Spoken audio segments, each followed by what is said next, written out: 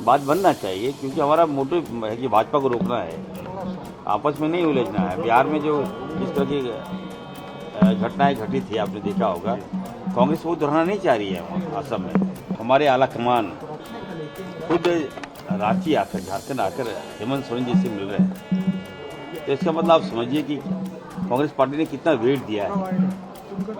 तो हम कांग्रेस पार्टी ने जो सीट का बंटवारा मैं देख रहा था, उसमें कुछ सीटें छोड़ा गया है, तो वार्ता होगी।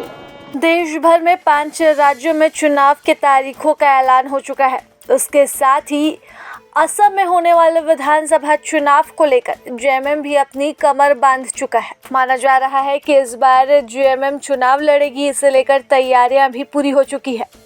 लेकिन फिलहाल कांग्रेस के साथ जेएमएम क्या गठबंधन करेगी, ये बड़ा सवाल है। इस सवाल के साथ ही मंत्री इरफान अंसारी ने जवाब भी दिया और बताया कि क्या वाकई जेएमएम कांग्रेस के साथ गठबंधन करने को तैयार है। वहीं मंत्री इरफान अंसारी ने असम में हो रहे चुनाव को एक चरण में करने पर अपनी चिंता भी जाहिर की और बताया कि किस तरह से बंगाल में जहां 2 चरणों में चुनाव हो रहा है, तो वहीं दूसरी तरफ असम में केवल एक चरण में चुनाव है। ये किसी साजिश की आशंका ज़रूर लग रही है। लेकिन आप फिलहाल सुनिए इरफान अंसारी जेएमएम के साथ कांग्रेस के गठबंधन पर क्या कह रहे हैं। डीजल के दाम बढ़ गए, गैस के दाम बढ़ गए, महंगाई चरम पर है। अब ये तो जनता पर निर्भर करता है। और मुझे एक शंका है कि जब बंगाल में 2 फेज में चुनाव हो रहा है, तो असम में 1 फेज में क्यों? 9 अप्रैल को है ना वहाँ, 9 अप्रैल को है वहाँ, और काउंटिंग 4 मई को है। इतना लंबा गैप, ये मुझे थोड़ा डाउटफुल मुझे लग रहा है। ये नहीं होना चाहिए। असम में भी 2-3 फेज में चुनाव कराते, अच्छा लगता।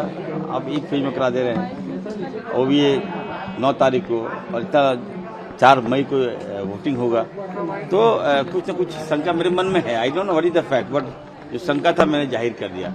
इतना जरूर है कि बंगाल में बिना कांग्रेस सरकार नहीं बनेगी, इतना है, मान के चलिए। असम में हम लोग सरकार बनाएंगे, ये मेरा वर्डिक्ट है, ये पर्सनल मैं बोल रहा हूँ। ये कोई जरूरी नहीं है कि ने भी इच्छा जाहिर की है 31 सीटों पर असम में चुनाव लड़ने की।